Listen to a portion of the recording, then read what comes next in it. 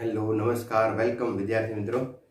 ચાલો, લાસ્ટ લેક્ચરની અંદર આપણે ઉર્જા સ્તરો અને એની ચર્ચા કરેલી, બરાબર. હવે આજના લેક્ચરની અંદર આપણે પરમાણુ વર્ણપટ, જે હાઇડ્રોજન માટે પરમાણુ વર્ણપટની આપણે ચર્ચા કરી ગયા હતા, એની હવે આજે સાબિતી આપવાની છે. મિત્રો, તમને ખ્યાલ હશે, થોડું યાદ કરાવી દઉં કે પરમાણુ વર્ણપટ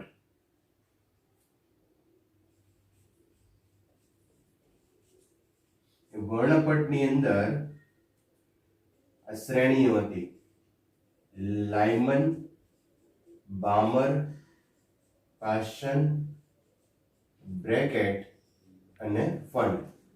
લાલ બહાદુર શાસ્ત્રીએ પાકિસ્તાનમાં બોમ્બ ફોડ્યો.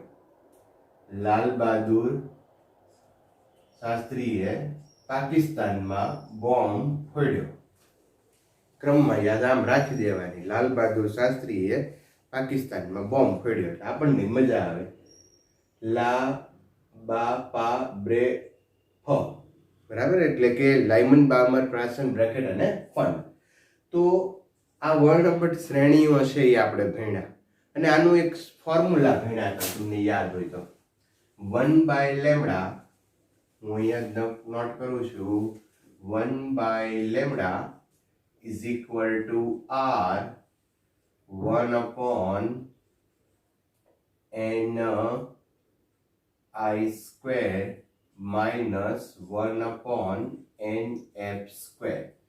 અચ્છા, I જે છે એ ઉત્તેજિત અવસ્થા છે અને આ f છે એ ધરા સ્થિતિ છે અથવા તો કોઈ નિમ્ન અવસ્થા છે, બરાબર. એટલે અહીંયા તમે ધારો કે n બરાબર 2 મૂકો તો અહીંયા NF બરાબર આપણે 3 લેતા હોય, અથવા 3, 4, 5, 6 એવી રીતે લેવાય, પણ 2 થી નીચું નથી લેતા આપણે, બરાબર છે. તો આ બામર શ્રેણી થઈ ગઈ, બરાબર. n બરાબર 2 મૂકો તો બામર, 3 મૂકો તો પાસ્ચન, 4 મૂકો તો બ્રેકેટ, 5 મૂકો તો ફંડ, 1 મૂકો તો લાયમન. આ રીતે બધી શ્રેણીઓ હતી. અચ્છા, તો આ ફોર્મ્યુલા આવ્યું ક્યાંથી? આ ફોર્મ્યુલા આવ્યું ક્યાંથી? कहां से आया ये फॉर्मूला? बताओ, ये कहां से आया? अच्छा, चलो मैं ही बता देता हूं. હવે આ ફોર્મ્યુલા ક્યાંથી? પાછું આપણે ગુજરાતીમાં આવી જાય. પાછું હા, તમને એમ ન કર વિચારતા સાહેબ આખો લેક્ચર હિન્દીમાં. ના, હિન્દી મજાની ભાષા છે, પણ ગુજરાતી તો એનથી મજાની છે. યસ. તો હવે આ ક્યાંથી આવ્યું એની ચર્ચા આજે આપણે કરવાના છીએ, બરાબર છે. ધ્યાન રાખો. ઓકે, આપણો ટોપિક હવે શરૂ થાય તો હું પહેલો પોઈન્ટ અહીંયા એ નોટ કરું કે બોહરના જે અધિતર્ક છે એમાં ત્રીજો અધિતર્ક, બોહરનો ત્રીજી સ્વીકૃતિ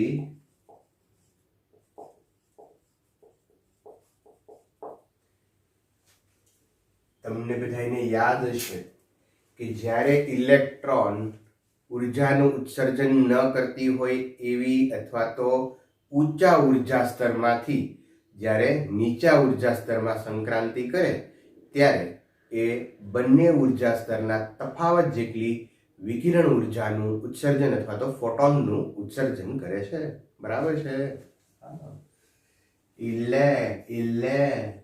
ઇલેક્ટ્રોન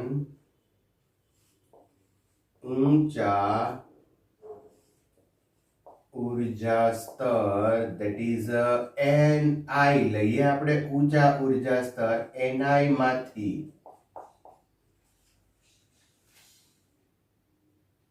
નીચા ઉર્જા સ્તર, નીચું એટલે NF ફાઇનલ. આ એક્સાઇટેડ છે, ઇનિશિયલ, અને આ ફાઇનલ છે. નીચા ઉર્જા સ્તરમાં સંક્રાંતિ કરે ત્યારે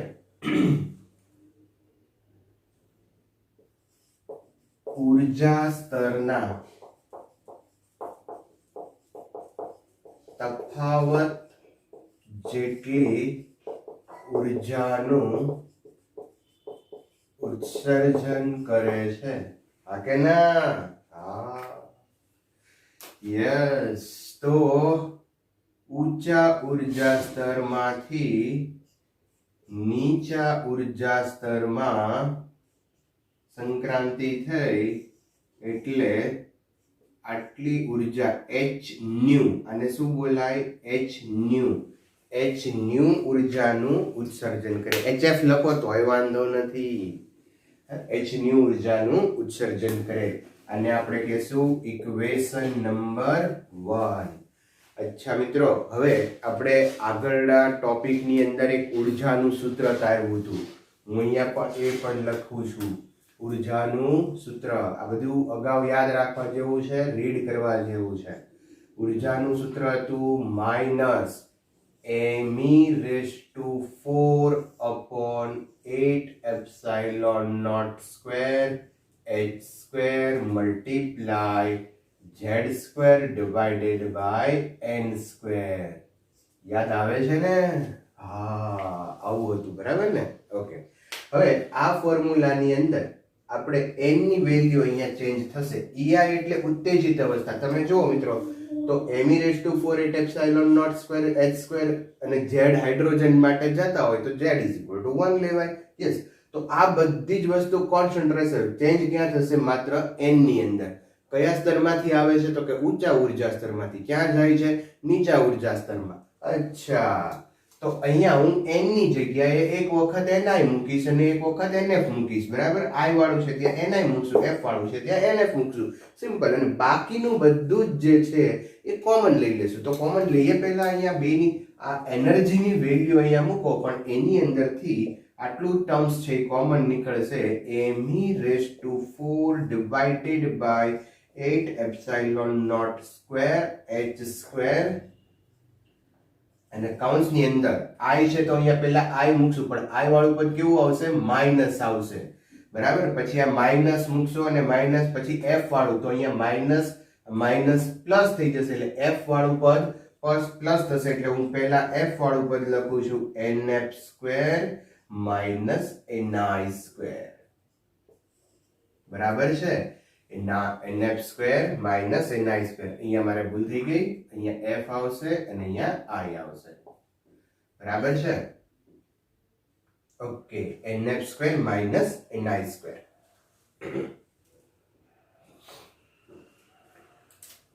h ન્યુ. ઓકે. હવે આ જે h છે એને આના છેદમાં લઈ લ્યો તો અહીંયા શું થઈ જાય? h ઘન થાય. h આના છેદમાં જાય, સ્ક્વેર હતો, ઘન થઈ ગયો. ઓકે.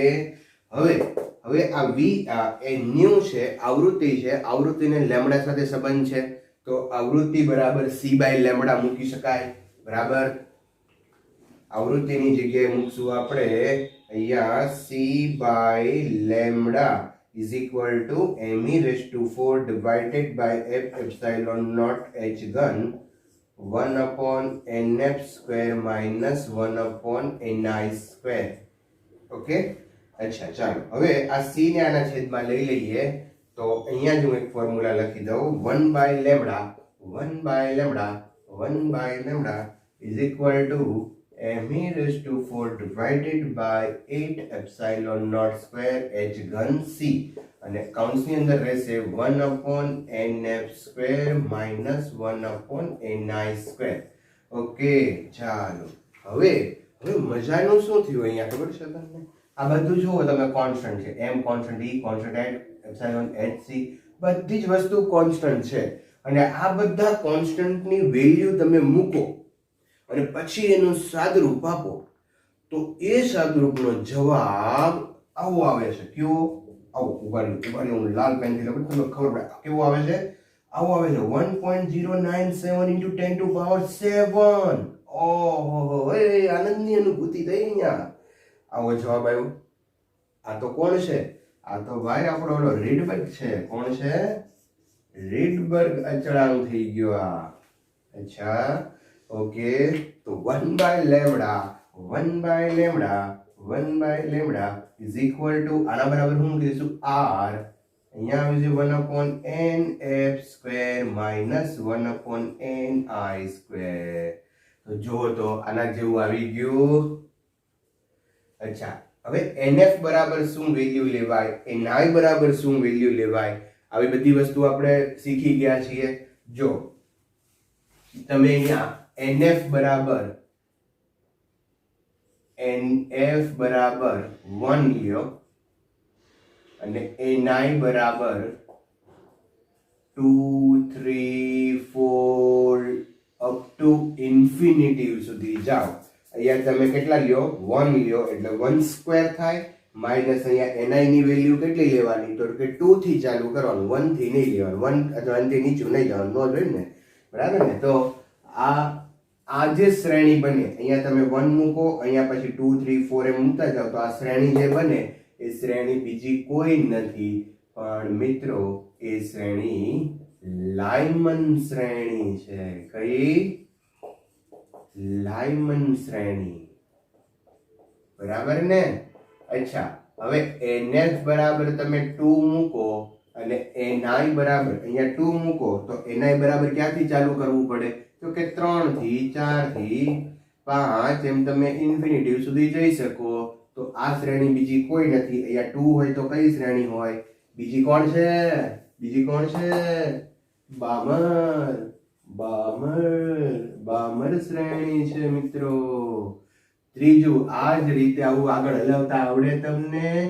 F બરાબર 3 મૂકો, NI બરાબર 4 મૂકો, 5 મૂકો, 6 મૂકો, ઇન્ફિનિટી મૂકો, તો ત્રીજી શ્રેણી કોણ આવે? કે પાકિસ્તાન, એટલે કે પાશ્ચાત્ય. અચ્છા, ચોથું, NF બરાબર તમે 4 મૂકો, NI બરાબર તમે 5 6 7 ઇન્ફિનિટી, તો કોણ આવશે? બ્રેકેટ. કોણ આવશે? બ્રેકેટ શ્રેણી. અને લાસ્ટમાં NF બરાબર 5 મૂકીએ, NI બરાબર 6 7 8 ઇન્ફિનિટી સુધી જાઓ, તો તમને મળશે ફંડ.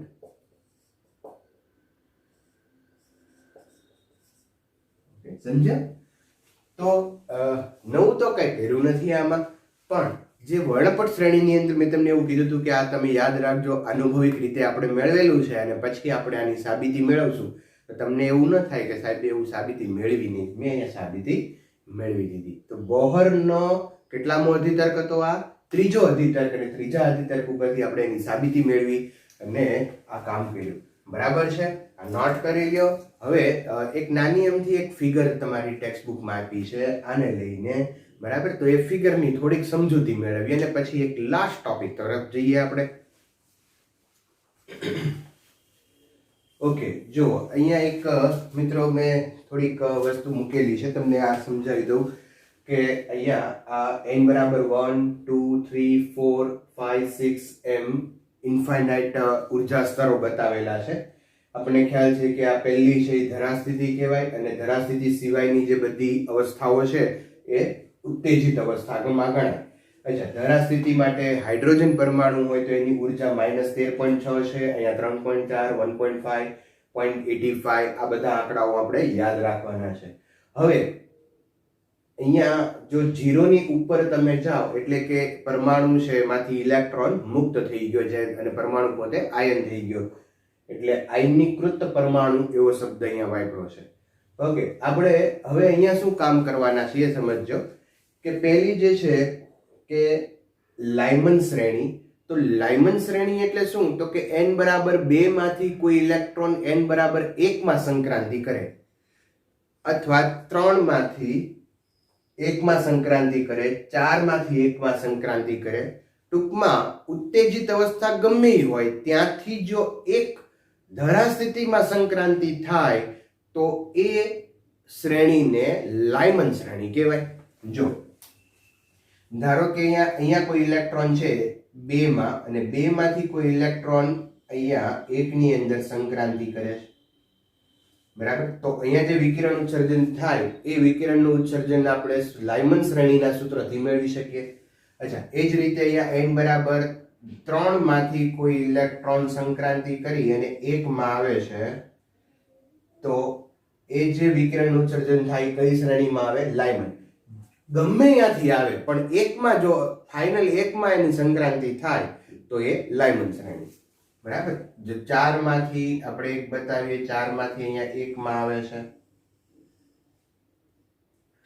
5 માંથી અહીંયા 1 માં આવે છે,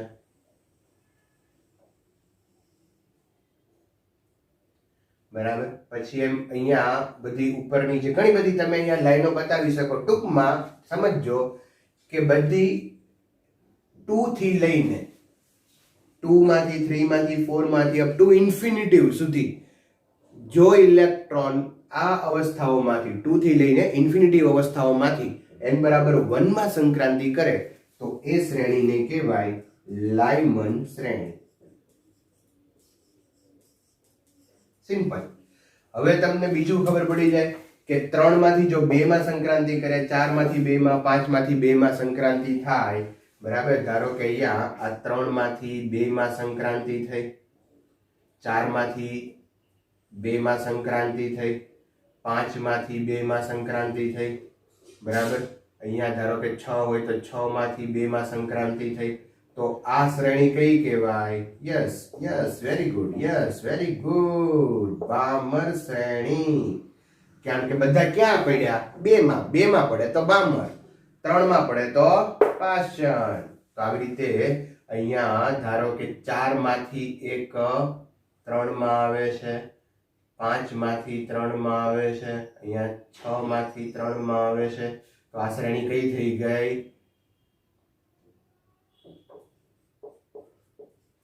પાષાણ.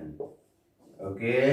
અચ્છા, હવે 4 માં સંક્રાંતિ થાય તો આ 5 માંથી 4 માં, 6 માંથી 4 માં, આમ માંથી 4 માં, તો આ થઈ ગઈ બ્રેકેટ. અને 5 માં સંક્રાંતિ થાય તો આ થઈ ગઈ ફંડ શ્રેણી. ઓકે. તો ફિગર સમજાય એવી છે, આવડે એવી છે, બરાબર છે. ઓકે.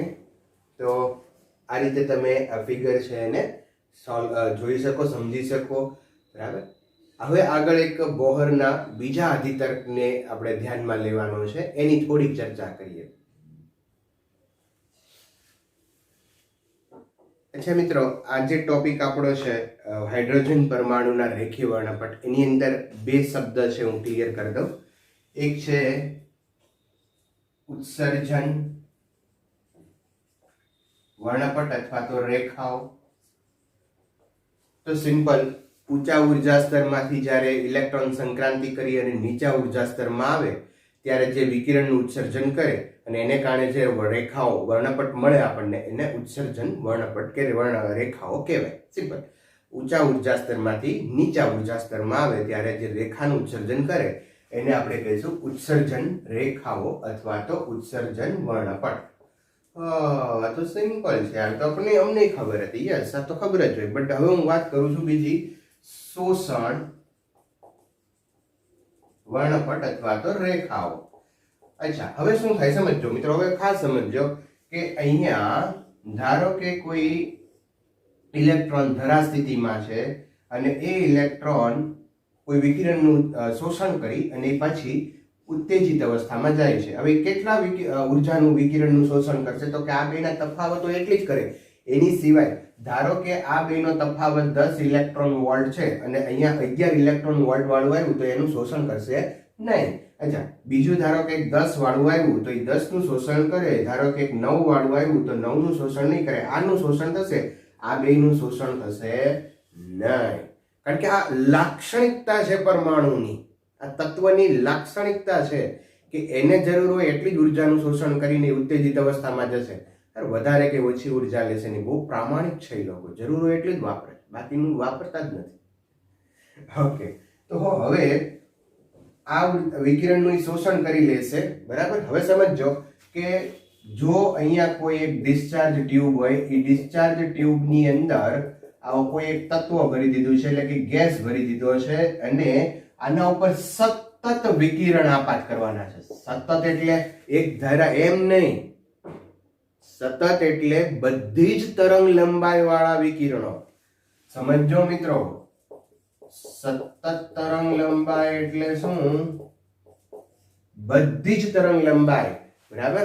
મિનિમમ આપણે એમ વિચારી લઈએ મિનિમમ થી માંડીને મેક્સિમમ સુધી બધી જ તરંગ લંબાઈ વાળા વિકિરણો અહીંયા આપાત કરવાના છે. પણ હવે આપણને ખ્યાલ છે કે અમુક શોષાઈ જશે, કારણ કે આ તત્વ જે ઉત્તેજિત અવસ્થા માટે અમુકને ઇલેક્ટ્રોનને જવું હોય તો એવા વિકિરણો એને આપાત થાય ત્યારે એનું શોષણ કરી લેશે.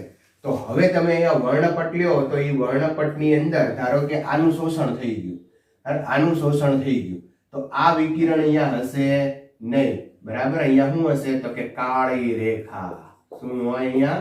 કાળી રેખા. આ નહીં હોય, અહીંયા આ હશે ને અહીંયા શું હશે? યસ યસ યસ, કાળી રેખા.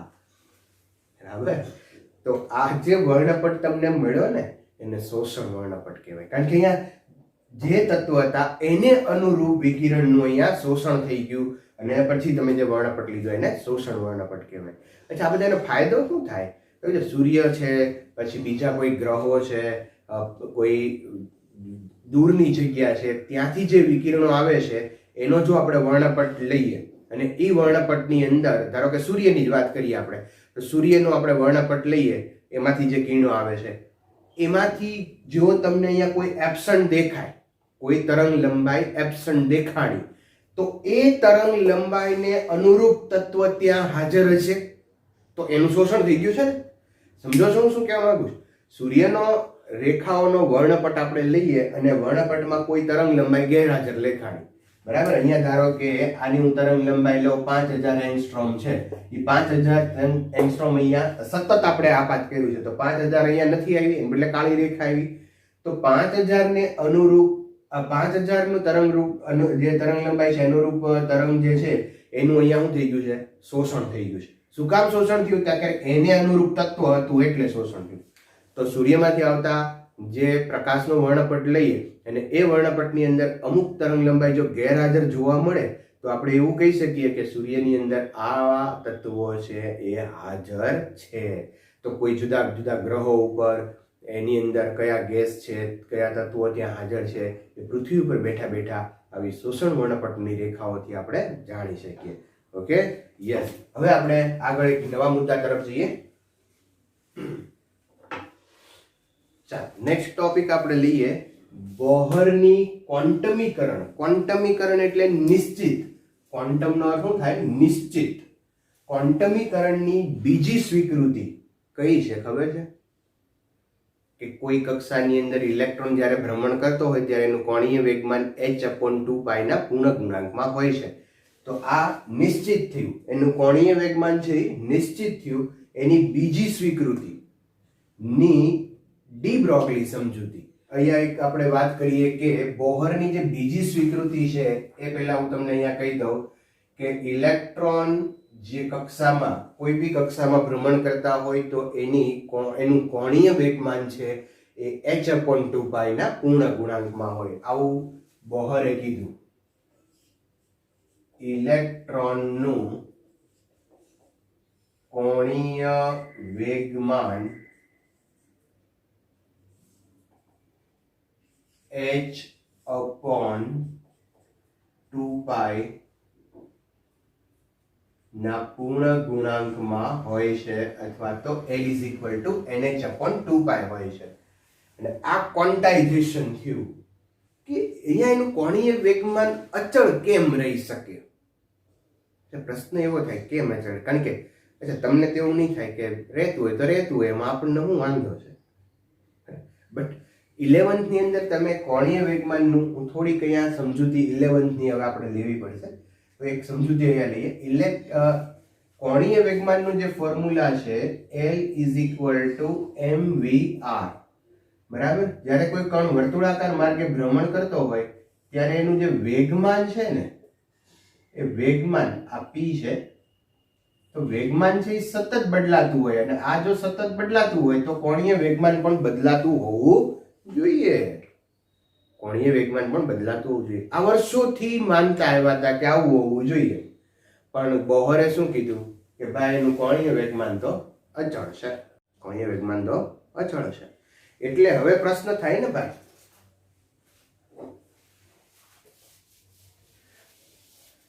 ઓકે, તો બોહરે હું સમજૂતી આપી તો બોહરનો અધિતર્ક એનું અનુમાન યાદ કરો.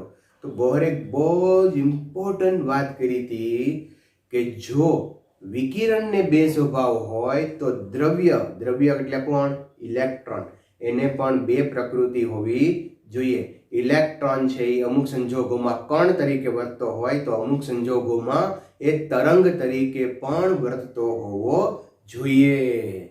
તો અહીંયા ડી બ્રોગલીની વાતનો મુદ્દો હું અહીંયા લખી નાખું કે ઇલેક્ટ્રોન તરંગ દ્રવ્ય તરંગ તરીકે લઈ શકાય. ઇલેક્ટ્રોનને દ્રવ્ય તરંગ તરીકે લઈ શકાય. ડેવિશન ગાર્મરનો પ્રયોગ ને ડી બ્રોગલીની પરિકલ્પના બધી જ વસ્તુ આપણે આમાં શીખ્યા છીએ. De Broglie. હવે શું થાય તો કે પરમાણુ છે મિત્રો, અહીંયા જુઓ, ધ્યાન રાખજો. અહીંયા ધારો કે આ પરમાણુ છે,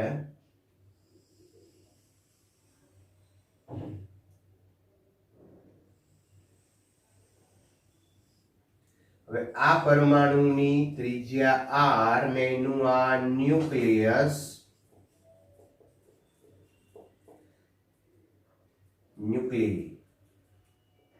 હવે અહીંયા ઇલેક્ટ્રોન ભ્રમણ કરે છે, પણ એ ઇલેક્ટ્રોનને કયું સ્વરૂપ લેવાનું છે? કણ નહીં, તરંગ સ્વરૂપ લેવાનું છે. એટલે આ ઇલેક્ટ્રોનને રજૂ કરતું તરંગ હું અહીંયા બતાવું. જોજો, ધ્યાન રાખજો.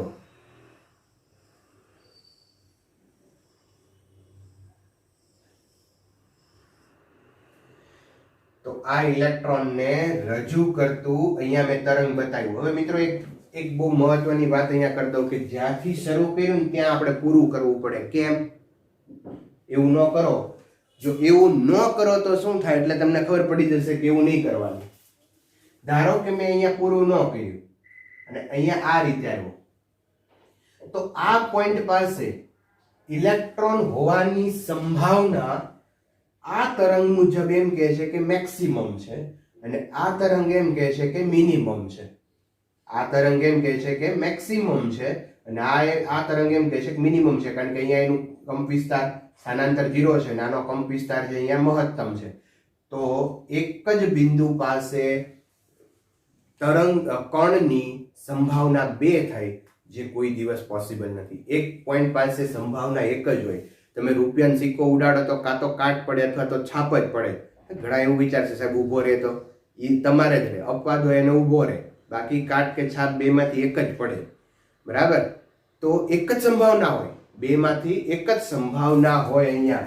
તો આવું આપણે બતાવી શકીએ. ને આ પહેલી વાત તમારા મગજમાં રાખજો.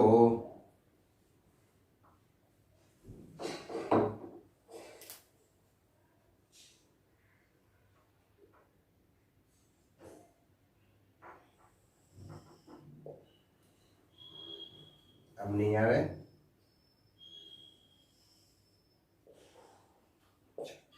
ઓકે, ચાલો.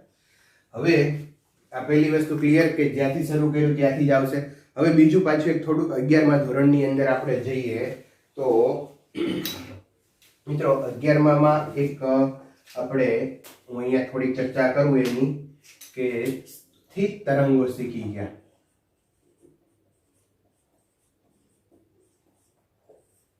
અચ્છા, સ્થિત તરંગો કોને કહેવાય? તો કે ગતિ દરમિયાન ઉર્જાનું ઉત્સર્જન ન કરે અને સ્થિત તરંગો કહેવાય. બરાબર?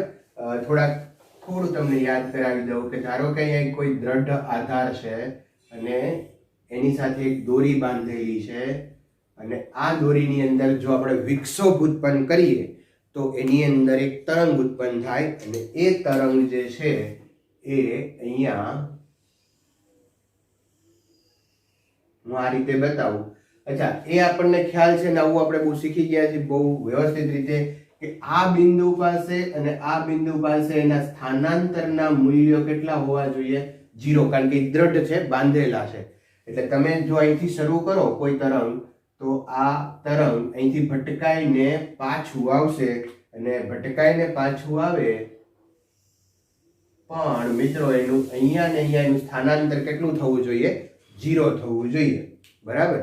તો આવા જે તરંગો છે ને સ્થિત તરંગો કીધા છે આપણી. આની પેટર્ન એમનેમ રહે, પેટર્ન આ ભાત છે એ એમનેમ રહે. અહીંયા એના સ્થાનાંતર 0 હશે, અહીંયા 0 હશે. અને આપણે યાદ કરો તો એમ કીધું નિસ્પંદ બિંદુ, આ નિસ્પંદ બિંદુ, આ પ્રસ્પંદ બિંદુ છે, બરાબર? તો આવી રીતે અહીંયા સ્થિત તરંગો ઉત્પન્ન થાય. મહત્વની વસ્તુ એ છે કે સ્થિત તરંગો ઉર્જાનું ઉત્સર્જન કરતા નથી. એની અંદર પદ નથી ને, યાદ કરો ઓમેગા ટી પ્લસ 5, માત્ર ઓમેગા જ આવે, ઓમેગા ટી જ આવે. ઓમેગા ટી પ્લસ 5 એટલે kx વાળું પદ નથી આવતું. તો માધ્યમમાં એ આગળ વધતા નથી, જ્યાં છે ને ત્યાં એમનેમ રહેશે. તો એવું અહીંયા થાય, બરાબર? એવું જ વસ્તુ અહીંયા થાય. તો અહીંયા પણ એક સ્થિત પેટર્ન રચાય છે.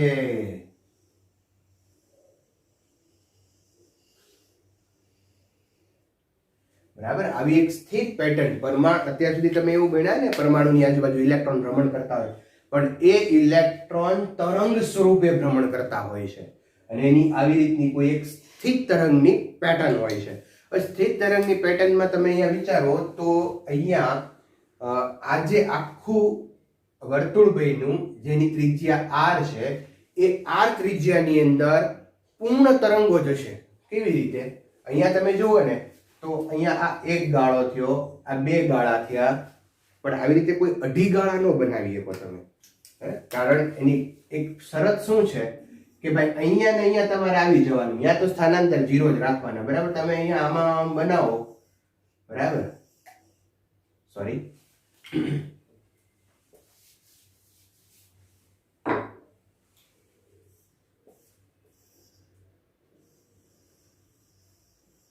આમ બનાવો અને પછી અહીંથી પાછા આવો